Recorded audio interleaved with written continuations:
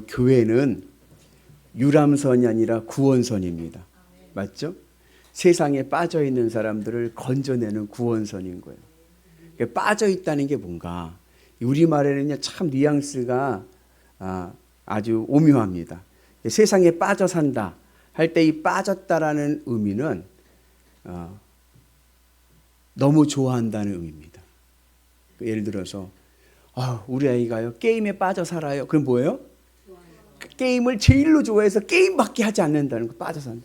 세상에 빠져 산다, 세상 바다에 빠져 산다는 얘기는 세상이 너무 좋아가지고 그냥 세상만 따라가는 거예요. 그러다가는 숨이 끊기고 맙니다. 그런 사람들을 건져내서 구원선 예수 그리스도의 복음의 은혜로 새 생명의 은혜를 줘야 될 줄로 믿습니다. 그러기 위해서 오늘 말씀 보면 8절에 보면 내가 주와 함께 죽고 주와 함께 산다.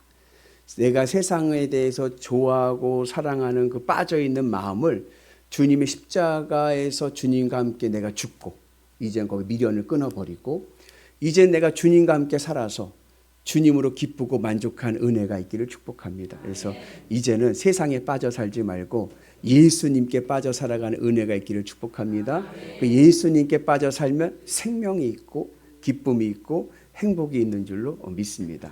오늘 말씀의 배경은 극심한 박해기예요.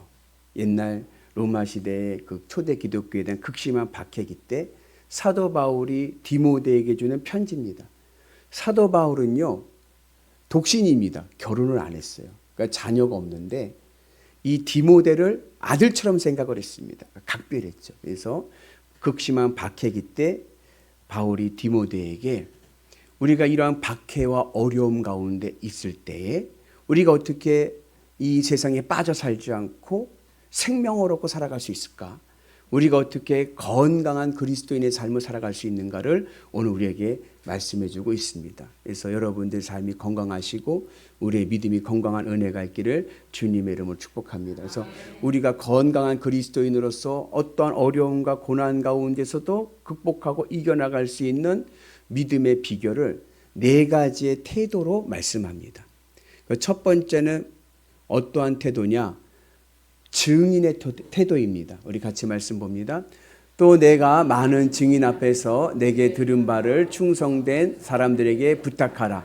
그들이 또 다른 사람들을 가르칠 수 있으리라.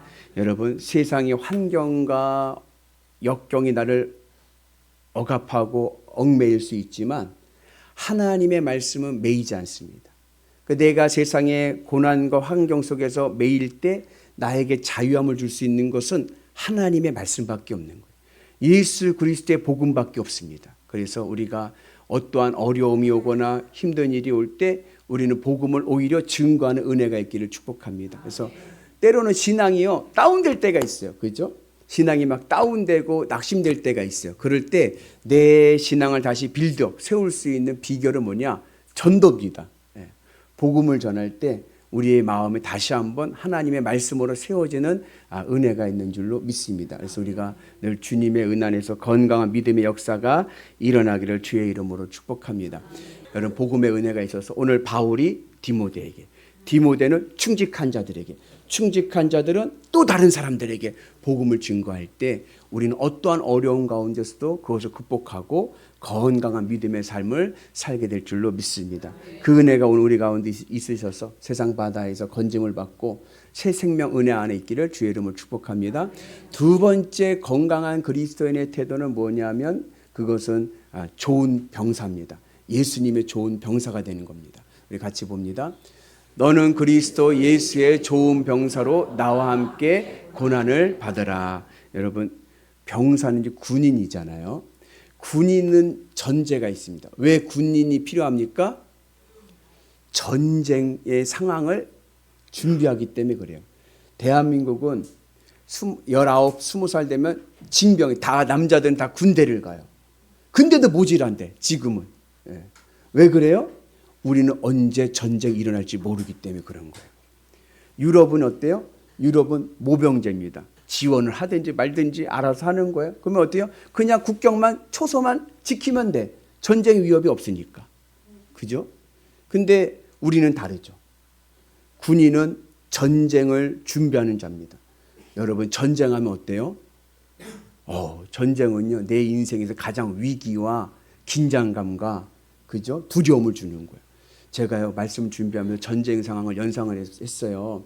우리 이제 예배 이렇게 드리는데 만약에 경보면 이 사이렌 막 울리고 막 포가 휘봉 터지면요 아마 저는 오줌 쌀 것 같아요.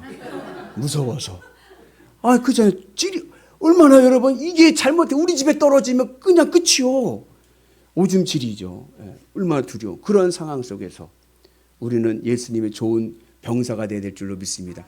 지금의 상황이 그렇다는 거예요. 여러분 지금의 상황이요. 정신 똑바로 차려야 돼요. 지금 막 영적 전쟁의 시대, 영적 전쟁.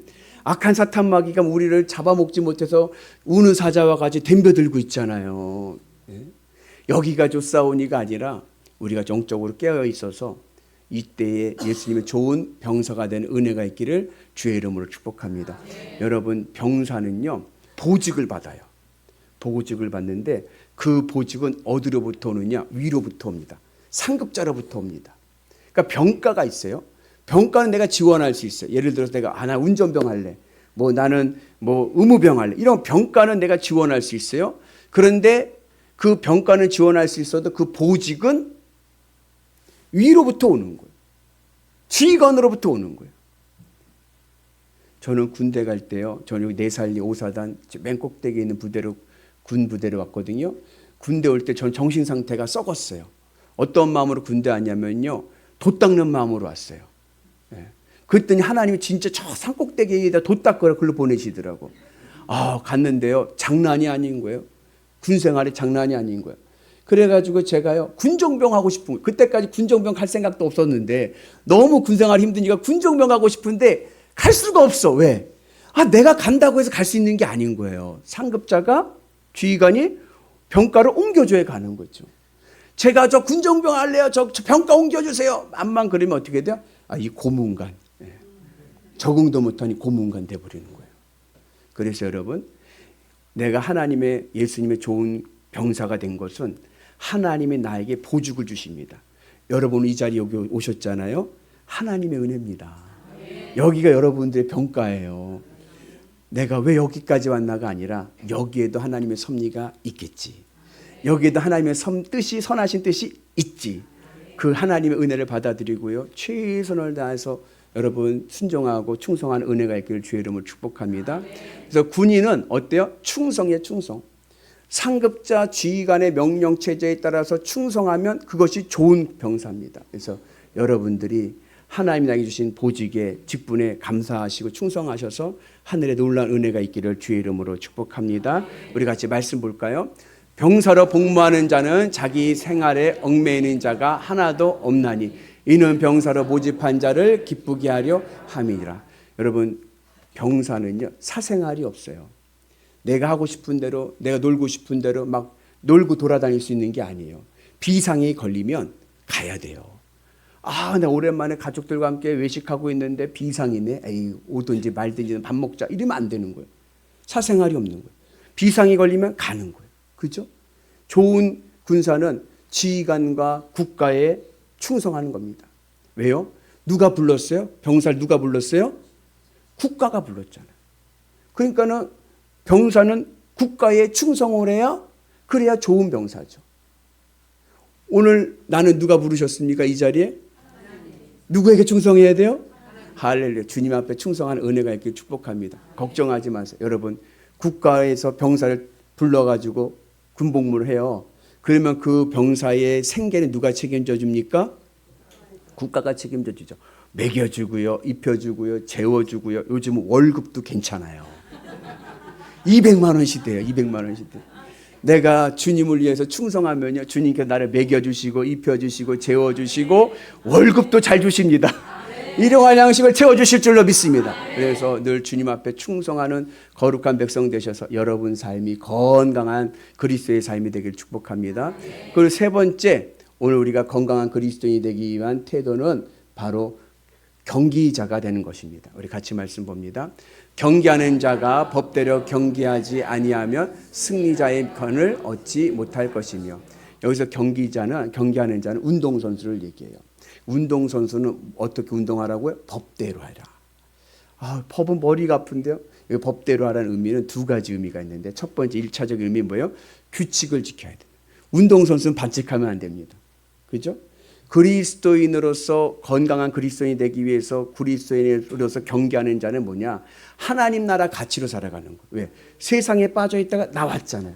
이젠 예수님으로 빠져서 예수님으로 기쁘고 만족하며 살아가는 삶은 예수님의 법칙을 따라 살아가야죠. 예수님의 말씀을 따라 예수님의 하나님 나라 가치로 살아가야 되는데, 그러던 사람이 세상 가치에 따라서 세상처럼 살아가면 이건 반칙하는 거예요. 이렇게 살면 안 돼요. 그리고 두 번째 의미는 뭐냐면, 그 당시 바울 당시에는 이제 체육대회가 성행했습니다. 뭐 올림픽 같은 거 했지 않습니까? 그런 체육대회 할 때 늘 하는 게 뭐냐면 서약을 하는 거예요. 우리도 해요. 우리도 체육대회 하면 뭐예요? 선서하고 하잖아요. 그 선서하는데 그 선서가 법인 거예요. 그 선서할 때 주요한 내용이 뭐냐면, 내가 비록 1등이 못 되더라도 경기력만큼은 최선을 다하겠습니다라고 서약하는 겁니다. 이게 법대로예요. 그래서 운동선수 경기에 나가는 사람은 1등이 못 되더라도 최선을 다해서 내 모든 경기력을 보여주는 운동 경기가 되는 그러한 하나님의 사람 되기를 주의 이름으로 축복합니다. 그래서 하나님이 나에게 맡겨주신 일이 있어요.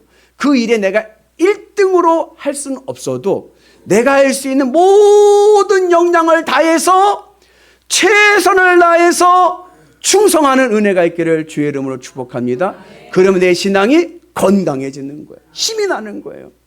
여러분 마라톤 해보셨나요? 마라톤을 하면요, 다 금메달만 있고 있는 게 아니라 마라톤의 특징이 뭐냐? 완주하면 메달을 줍니다. 기념 메달을. 그죠? 하나님의 섭리가 이와 같습니다.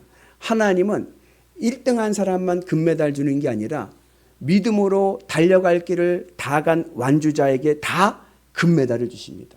그래서 포기하지 않고 내가 최선을 다해서 주님을 위해서 믿음의 길을 가게 되면, 믿음에 달려갈 길을 다 가게 되면 하나님께서 나에게 뭘 줘요? 뭘 줘요? 금메달을 주시. 금메달. 끝까지 최선을 다해서, 주어진 직분 최선을 다해서 포기하지만 않으면 우리에게 금메달의 은혜와 하늘의 복이 임하게 될 줄로 믿습니다. 그러면 말라기 3장 16절에 보면 하나님 앞에서 세워진 기념책에 내 모든 것이 기록되어서 하늘의 문이 열리고 하늘의 복이 나에게 쏟아질 줄로 믿습니다. 그래서 우리가 늘 주님의 은 안에서 늘 최선을 다해 나가는 믿음의 성도 되기를 축복합니다. 그리고 마지막으로 네 번째, 우리가 건강한 그리스도인이 되기 위해서는요, 우리는 농부의 태도를 가져야 됩니다. 우리 같이 말씀 봅니다. 수고하는 농부가 곡식을 먼저 받은 것이 마땅하니라. 여러분, 농부의 영성이 있습니다. 농부의 영성은 뭐냐면 인내입니다. 인내. 인내하며 수고할 때 열매를 얻는 거예요. 여러분, 우리가 주님의 은 안에서 늘 어떠한 형편에서든지 인내하시고 늘 견디시고 늘 믿음의 길을 가게 되면 때가 이름에 거두리로다. 하나님의 때에 하나님의 방법으로 하나님의 뜻이 이루어질 줄로 믿습니다. 그래서 어떤 어려운 가운데서도 인내하고 포기하지 말고 지키고 그리고 꾸준히 섬기면 그곳에 풍성한 은혜의 열매가 있을 줄로 믿습니다. 그래서 우리가 늘 주님의 은 안에서 이 농부의 인내의 영성을 가지고 믿음으로 승리하기를 주의 이름으로 축복합니다. 이 농부에게 있어서 가장 최악의 적이 있습니다. 그게 뭐죠? 게으름입니다. 같이 말씀 볼까요? 게으른 자는 가을에 발같지를 아니하나니 그러므로 거둘 때에는 구걸할지라도 얻지 못하리라. 농부가 게으르면요 아무 열매를 걷지 못하는 거예요. 신앙인에게도요 게으름은요 죄입니다. 죄.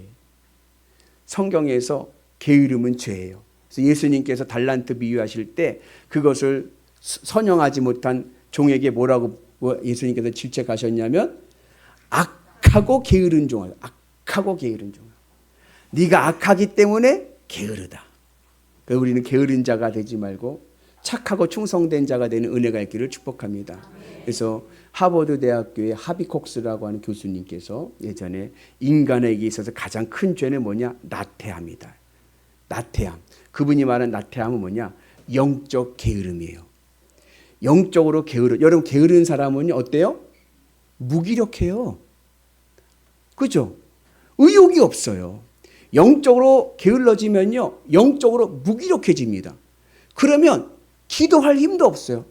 마음은 있죠. 아, 기도해야 되는데, 기도하려고 하면 기도는 안 하고 잠만 자.